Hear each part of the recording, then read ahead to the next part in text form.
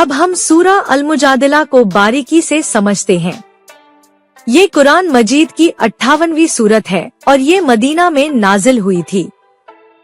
इसका नाम अल-मुजादिला यानी झगड़ा करने वाली औरत है और ये नाम इसलिए पड़ा क्योंकि ये सूरत एक औरत की शिकायत से शुरू होती है जो पैगंबर साहब के पास अपने पति के एक गलत फैसले के खिलाफ फरियाद लेकर आई थी।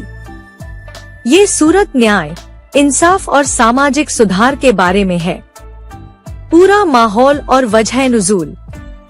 ये सूरत उस वक्त नाजिल हुई जब एक सहाबिया पैगंबर साहब की साथिन खौला बिनते सलबा अपने पति औस बिन सामित के पास आईं।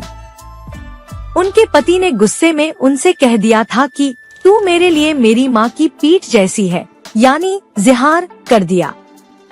अरब के पुराने रिवाज में ये एक तलाक जैसा होता था जिसमें औरत अपने पति के लिए हमेशा के लिए हराम हो जाती थी, मगर उसे तलाक का हक भी नहीं मिलता था।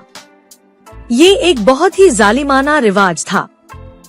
खौला ने इसकी शिकायत पैगंबर साहब से की। पैगंबर साहब ने कहा कि अब तो तुम पर उसके लिए हरम हो गया, मगर खौला ने हार नहीं मानी और अल्लाह के सामने अपनी फरियाद करती रही। तब ये पूरी की पूरी सूरत उतरी जिसने इस गलत रिवाज को खत्म कर दिया। सूरत की तशरीह, व्याख्या और उसके अंदरूनी पहलू। एक एक औरत की अदालत और अल्लाह का जवाब। सूरत की शुरुआत ही उस औरत के उस वक्त के बयान से होती है जब वह अल्लाह से अपना दुखड़ा सुना रही थी। अल्लाह ने सुनी और जवाब दिया, बेशक अल्लाह ने उस औरत की बात सुन ली है जो तेरे पास अपने शौहर के बारे में झगड़ा कर रही थी और अल्लाह से शिकायत कर रही थी। फिर तुरंत ही ज़िहार के इस गलत रिवाज को बदल दिया गया। अब अगर कोई मर्द अपनी बीवी के लिए ऐसी बात कहता तो उसे एक गुनाह माना गया और उसकी कफ़ारा प्रायश्चित तय की गई। कफ़ारा ये था कि एक गुलाम आजाद करे या लगातार 2 महीने के रोजे रखे या 60 गरीबों को खाना खिलाए। इस तरह एक झगड़े से इस्लाम का एक अहम सामाजिक कानून बन गया। 2 असली मोमिन कौन है? सूरत में असली ईमान वालों की पहचान बताई गई है। कहा गया है कि जो लोग अल्लाह से जमकर डरते हैं, उनके दिलों में अल्लाह का खौफ बैठा हुआ है, वही सच्चे मोमिन हैं। उनके लिए माफी और एक बड़ा इनाम अज्र तैयार है। 3 दोस्ती और दुश्मनी के असूल। सूरत में साफ तौर पर कहा गया है कि जो लोग अल्लाह और आखिरत के दिन पर ईमान रखते हैं, वह अल्लाह और उसके रसूल के दुश्मनों से दोस्ती नहीं रख सकते, चाहे वह उनके अपने बाप या बेटे ही क्यों न हो। ये बात बहुत सख्त है और इस्लामी पहचान की हिफाजत के लिए है। अल्लाह ने ऐसे लोगों के दिलों में ईमान की रोशनी डाल दी है और उन्हें जन्नत में दाखिल किया जाएगा। 4 गुप्त बातचीत, सरगोशी का हुक्म। सूरत में एक और अहम सामाजिक आदेश दिया गया है। कहा गया है कि ईमान वालों, जब तुम आपस में गुप्त बातचीत करो तो गुनाह और दूसरों से दुश्मनी की बात न करो, बल्कि नेकी और परहेजगारी की बात करो। यानी कोशिश यही होनी चाहिए कि गुप्त मीटिंग भी अच्छे कामों के लिए हो। दूसरों के बारे में बुराई या साजिश की बात करना शैतान का काम है। इस तरह की बुरी सरगोशी से मना किया गया है। 5 मस्जिद नबवी में शिष्टाचार। सूरत के आखिर में मस्जिद नबवी में होने वाली गुप्त बातचीत के बारे में कुछ खास हिदायतें दी गई हैं।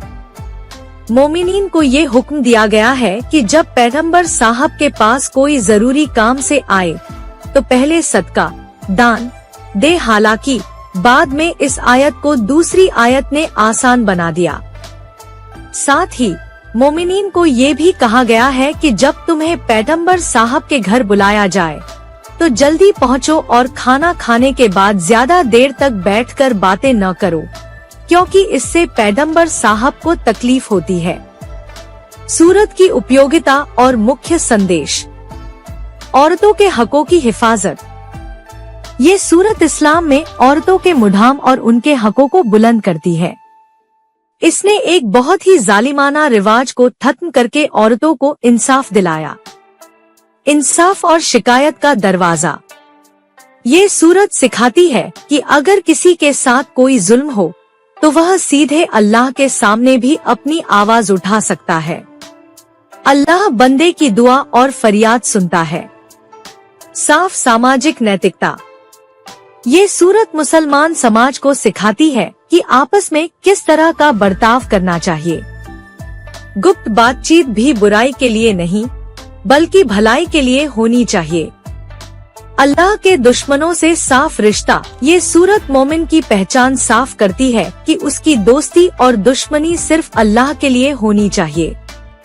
दीन के दुश्मनों से, चाहे वह रिश्तेदार ही क्यों न हो, दिल नहीं लगाना चाहिए। निष्कर्ष। सूरत अल-मुजादिला एक ऐसी सूरत है जो साबित करती है कि इस्लाम एक जिंदा और सक्रिय दीन है जो इंसानों की रोजमर्रा की समस्याओं का हल लेकर आता है। ये सूरत एक औरत की आवाज को इतना तवज्जो, महत्व देती है कि उसकी वजह से पूरा का पूरा दिव्य कानून उतर जाता है। ये हमें सिखाती है कि न्याय पाने के लिए हमेशा कोशिश करनी चाहिए और अल्लाह हर जुल्म का हल निकालता है। ये सूरत हमारे दिल में अल्लाह की मार्फत इंसाफ की उम्मीद को मजबूत करती है।